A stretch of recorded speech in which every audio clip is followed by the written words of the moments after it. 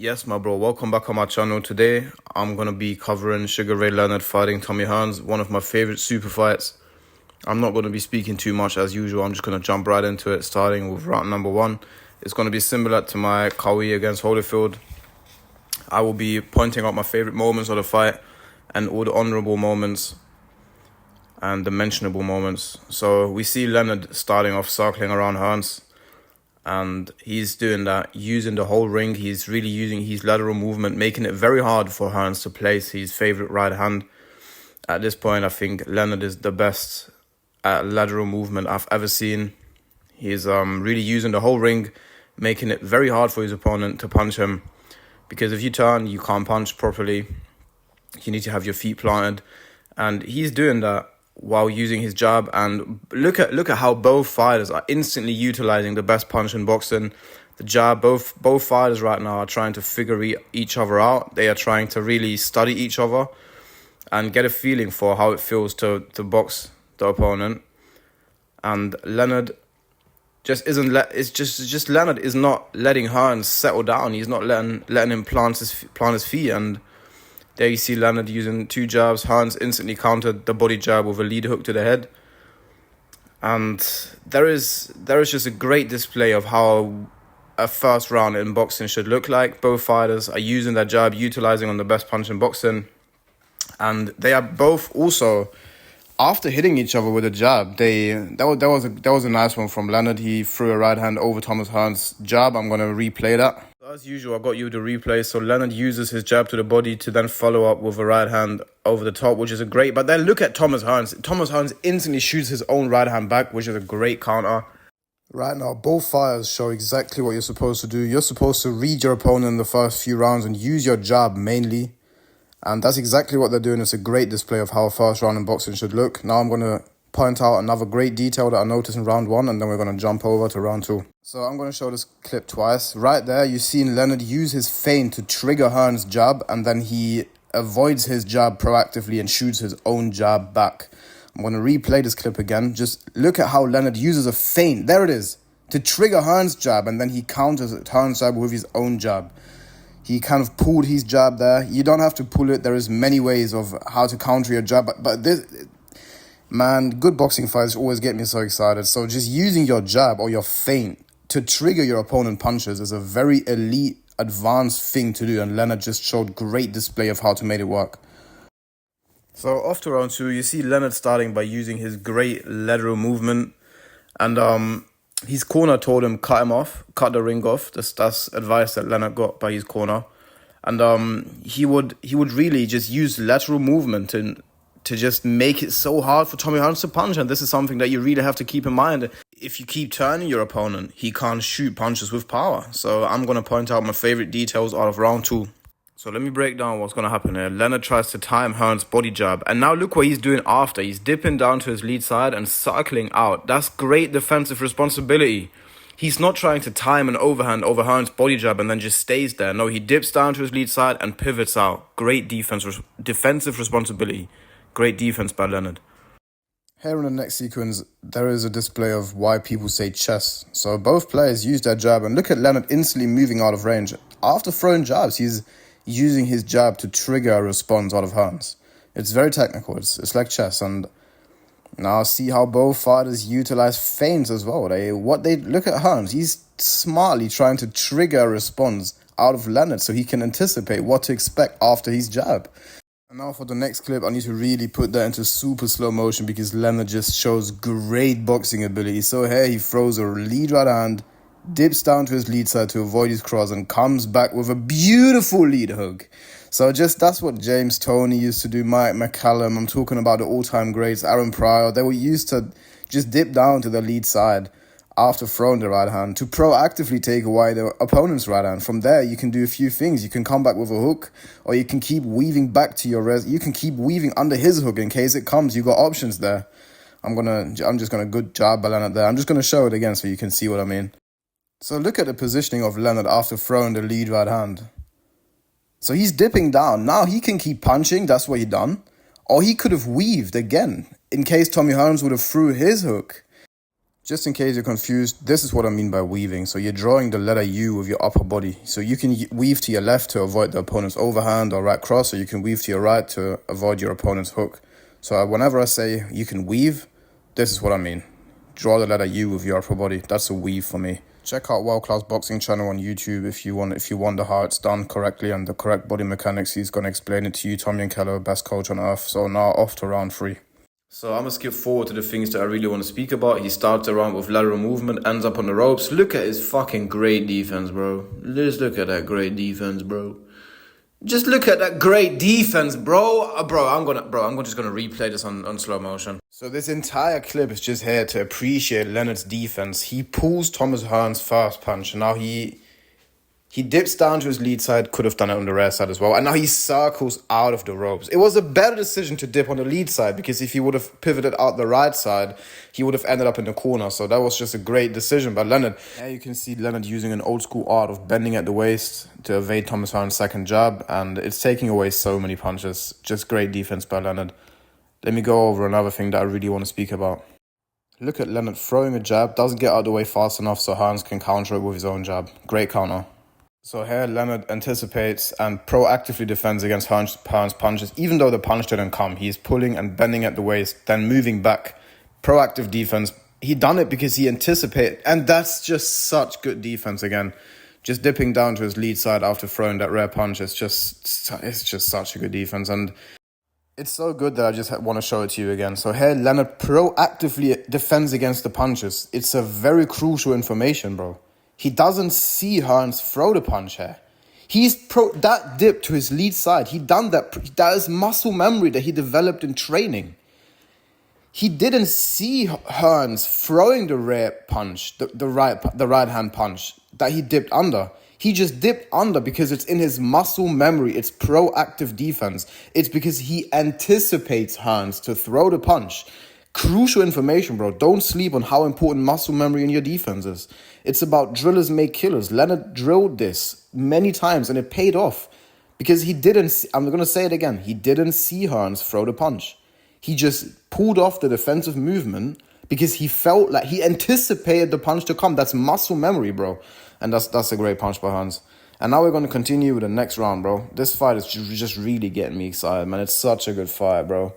If there is any fight in history that I could go back in time with and get a ringside seat, it would be Ali Frazier, Hearns, Leonard 1, any Ray Robinson fight probably, Valentine's Massacre. Anyways, off to the next round. Off to round 4. This is the first round where I don't see Leonard really using a lot of lateral movement, which means he's not using the whole ring to just dance around. I feel like he's not doing that because he is getting a feel for it, how it is to box Tommy Hearns. And he's now trying to set up traps and counter-punch opportunities without having to circle and using excessive lateral movement. And I'm just going to skip forward to a great counter that I've seen by Tommy Hearns this round until I skip to the point that I want to speak about. Just contains a lot of jabbing, feinting, and then catching and shooting. So it's a chess match that Tommy Hearns is winning. And now I'm going to go forward to the moment I'm trying to show you. Here, Tommy Hearns anticipates Leonard's jab and tries to counter it with a body shot. It's a great shot. It's a great counter. Roberto Duran used to do this beautifully. If you've seen my study on Cowie versus Holyfield, then you've seen that Holyfield and Cowie, the both of them, used this to counter the opponent's lead hook. So this also just works brilliantly against the opponent's jab. Just Thomas Hearns felt a bit short there. Now I'm going to cover the next great detail off of this round. So I'm going to show this clip twice because I need you to understand what really happens here. So here Hearns jabs Leonard. He expects Leonard to jab back because that's the intel that he gathered. He used his jab to gather information on how Leonard likes to react. Leonard likes to catch and shoot, so that's what he does here. So Thomas triggers Leonard's jab and then he uses a slip jab and hits him to the body, which is just great high skill level boxing. For the regular person, it might just look like he's throwing a jab to the head and then a jab to the body mindlessly, but Hearns knows that Leonard likes to catch and shoot and counter the jab with his own jab. So he uses the first jab to trigger Leonard's jab and then he slips it while shooting a jab to the body. That's great stuff. Now we've seen Devin Haney get knocked down by Ryan Garcia's hook that he timed with his jab. Look at how Leonard... So that's the shot that knocked down Devin Haney many times. This is how Leonard would defend against it. So if he's throwing a jab and he sees the opponent countering it with a big hook, he would simply bend at the waist and avoid it. Great defense. Leonard is an underrated defensive. His defense is just so brilliant, bro. I don't really want to say that it's underrated, but I just don't think it's something that people speak about enough, bro. It's so good. Leonard's got great that's really good defense, bro. So I've covered already that Thomas Hearns understands that Leonard likes to react to his jab with his own jab, and this is how he counters it this time. He uses his jab to trigger Leonard's jab, and then he shoots an over and over it. So there it is. His jab he's only throwing that to trigger Leonard's jab. That's a great detail there. And then he is throwing an overhand over the jab that he triggered using his own jab. That's elite. Bro, look at this. Bro, Thomas Hearns was a vicious guy off to round 5. So round 5 is starting. Leonard is just using lateral movement again after being hit with a great shot at end of round 4. And so I just have to say that Leonard is losing this fight, and it's not close. I've given every singular round to Thomas Hearns. I mean, one round is debatable for sure, but I'm just giving every round to Hearns. Even though I'm pointing out a lot of great stuff that Leonard did, and that again defended both shots properly, I will continue and point out my favorite details of round 5. Here, Leonard times Tommy Hearns' jab and counters it with his own up jab. That's a great counter. So he uses an up jab and then instantly uses head movement to just slip over his rear leg after. I'm going to show it again because I really think this is a great counter. So he times Hearns' jab, slips to the inside, shoots an up jab, and then instantly slips over his rear leg again using grade. And this is another good detail. The body jab, just keep the body jab in mind. He's purposely throwing that punch. Leonard is going to the body with a jab to set up other punches. We're going to see them. I'm going to come back to this in the next rounds. But there is more great details in this round that I want to speak about first. So here's going to be another good counter by Leonard. So he times Hearns' jab, slips it to the outside and throws an overhand over the jab, and then he turns him. So that's just great. Great defensive responsibility. Slips the jab, throws the overhand, and then turns out, pivots out. Great. Just great overall. So as I said, I was going to come back to this. There is another one. So Leonard keeps throwing the jab to the body. And here he feigns the jab to the body. He is doing that to set a trap. Okay, he's doing that to set a trap. He's getting Hearns used to him throwing a jab to the body.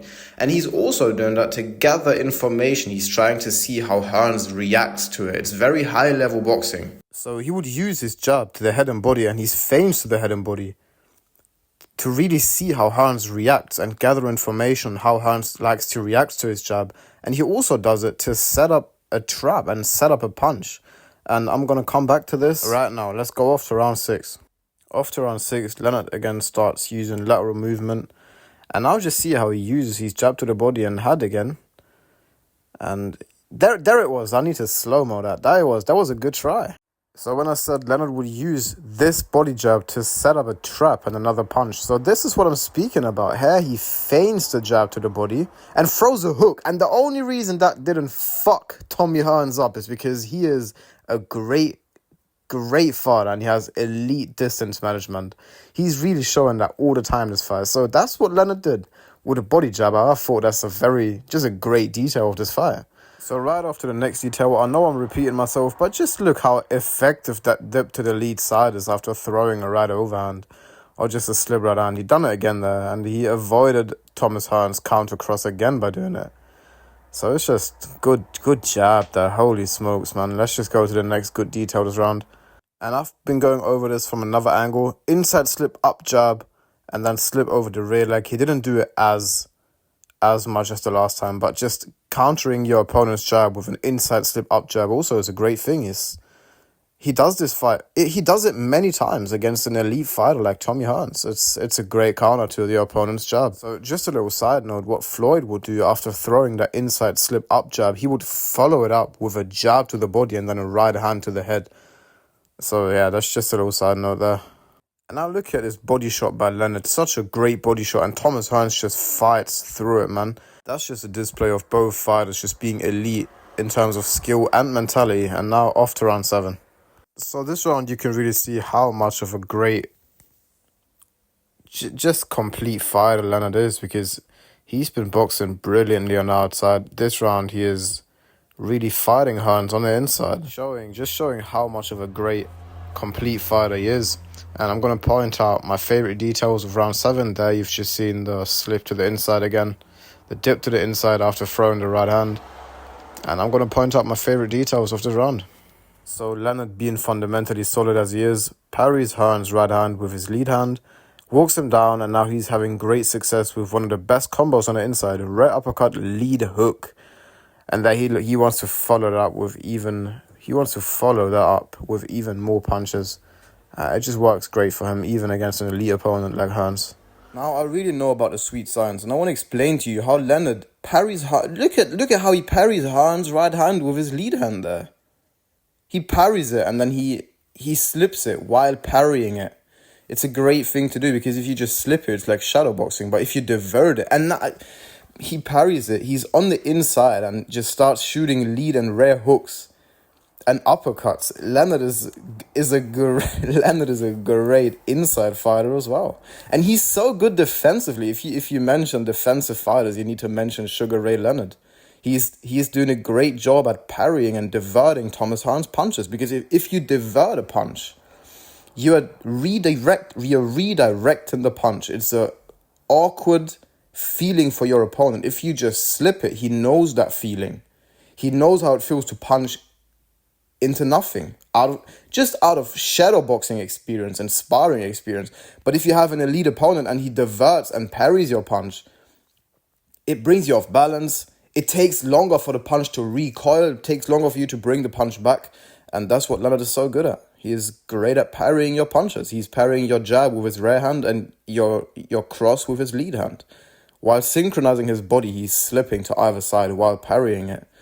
I thought that was just a great detail. I just love the sweet science, baby. Well, enough said. Off to round 8.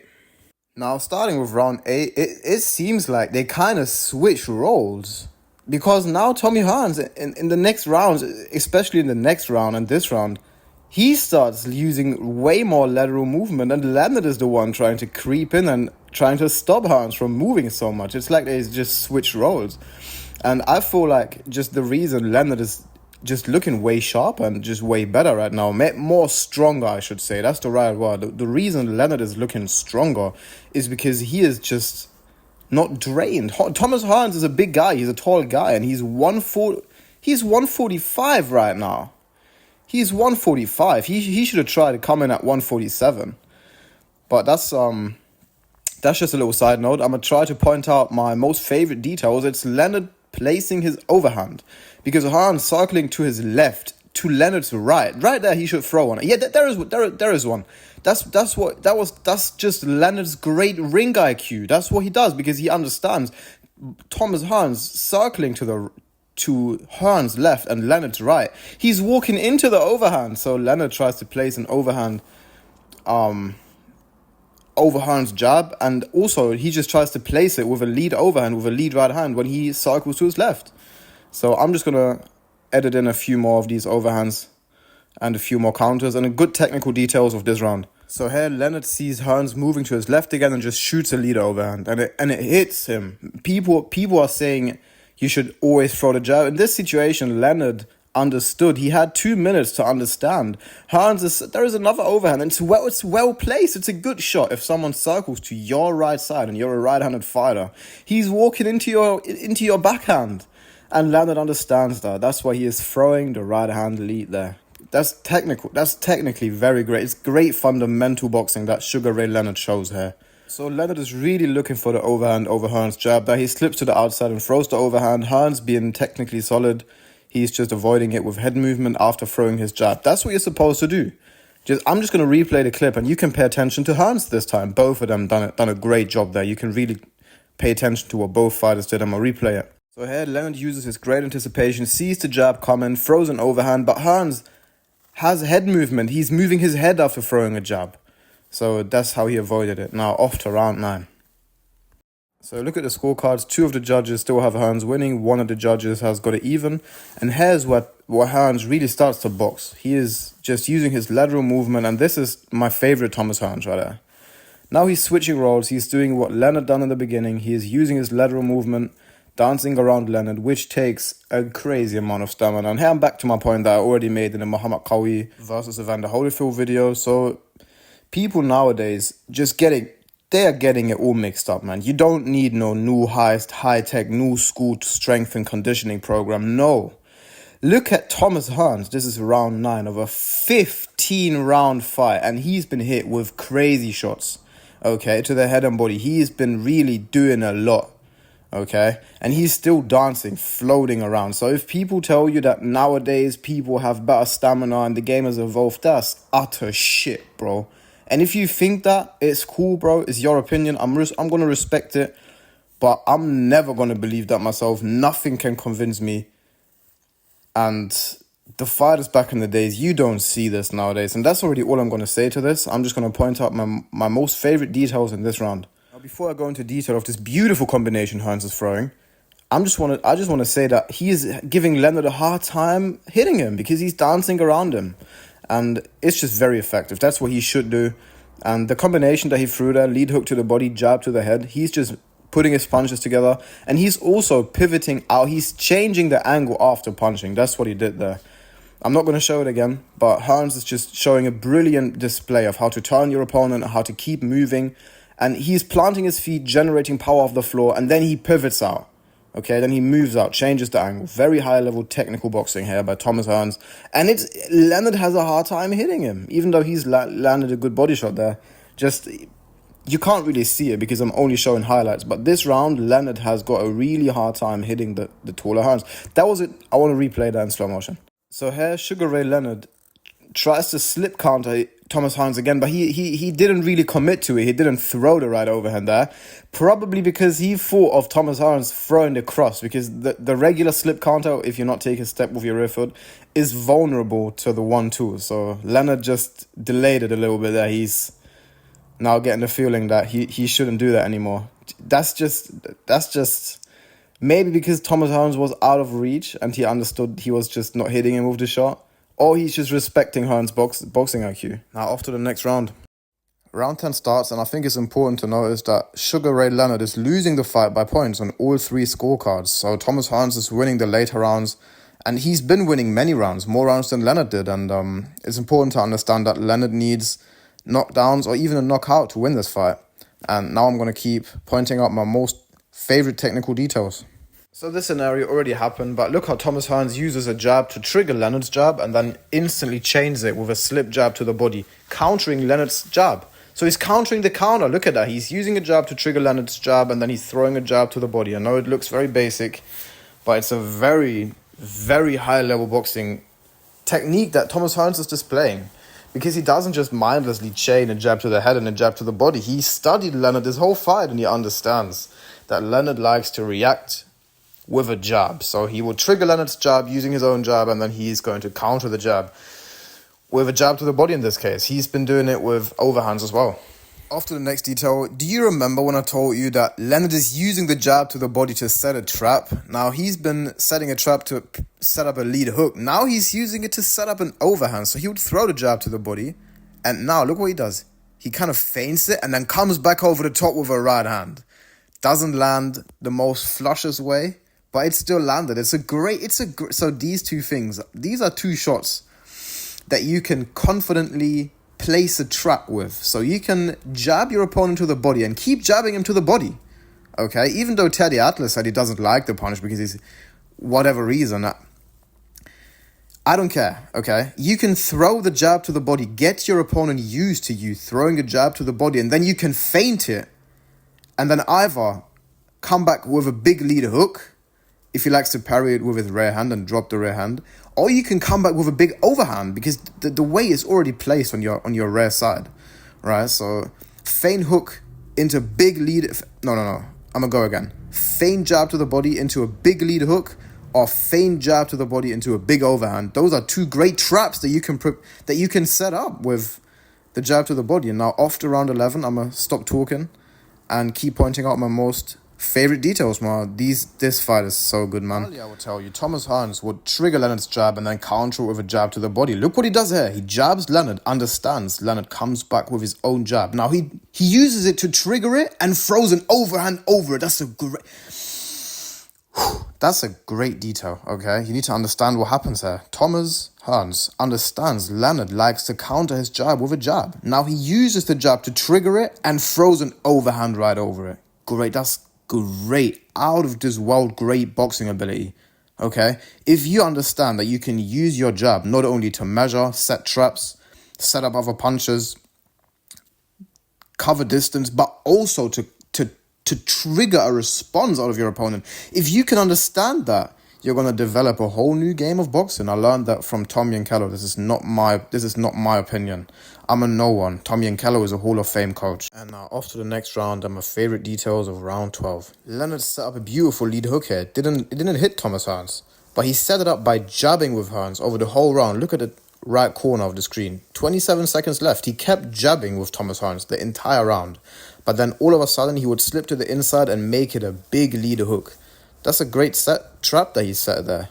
Just by jabbing the whole round. And then all of a sudden he wouldn't slip to the inside and throw a jab and straight punches. He would slip to the inside and throw a big hook. That's a great underrated trap. Now off to round 13. So round 12 was basically just Leonard trying to set up a big lead hook by jabbing with Hearns the entire round. And now this is where the real action of the fight just comes to an end. And people ask me what's the best combination in boxing. My personal favorite shot is going to be the liver shot chain with the lead hook to the head, or the other way around. I just love the lead liver shot and lead hook combination. But the best combination realistically is going to be the 1-2 and the jab cross. Just look at Leonard landing a big 1-2 this round. Okay, just relying on basic boxing fundamentals straight down the pipe. And that combination wins him the fight. It staggers Hearns. And from there on, Hearns' legs are gone. And he can...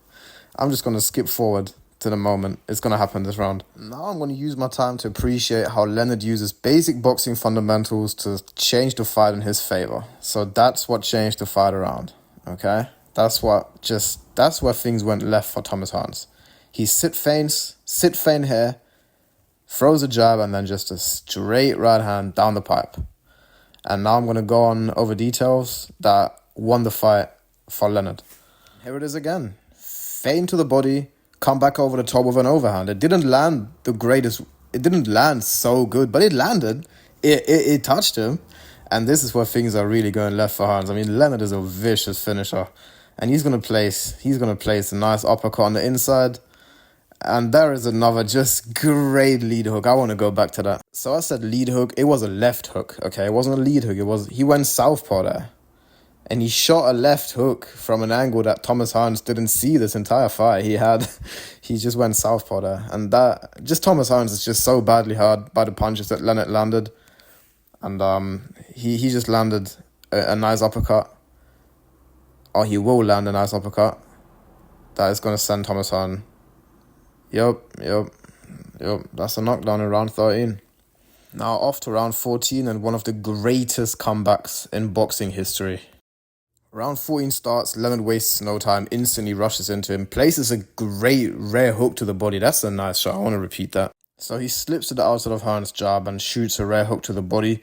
It's the same body mechanics as throwing a right overhand over the opponent's jab, but you just throw to the body. And you just throw a right hook to the body. It's a good shot. It's a great shot.